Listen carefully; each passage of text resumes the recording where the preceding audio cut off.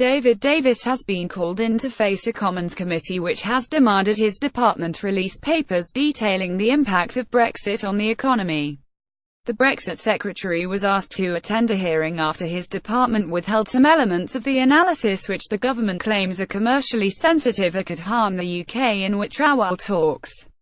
The handover of the documents to the Commons Committee on Exiting the EU, chaired by ex-Shadow Foreign Secretary Hilary Benn, came after Labour won a vote in Parliament forcing the government to transfer them.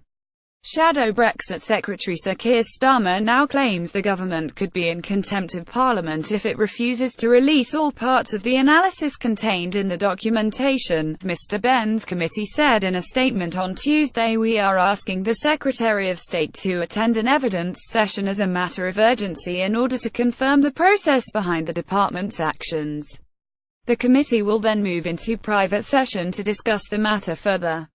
The cross-party group of MPs is currently trawling through 850 pages of documentation to decide if the government has complied with their request and also whether to release any of it to the wider public. On the 1st of November, Labour tabled a humble address to the Queen asking for what it termed the impact assessments of Brexit to be provided to the Commons Committee.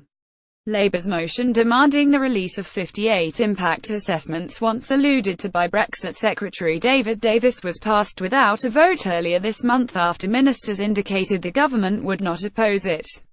Commons Speaker John Bercow said at the time that the arcane parliamentary procedure of the humble address used by Labour has traditionally been regarded as binding or effective, and said he would be willing to consider an accusation of contempt if the government failed to respond.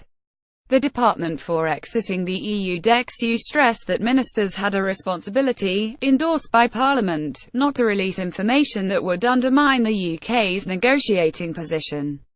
A spokesman said the government has satisfied the motion, providing the House of Commons Exiting the EU Committee with information covering 58 sectors of the economy. More about Keir Starmer Brexit David Davis Hilary Benn reuse content.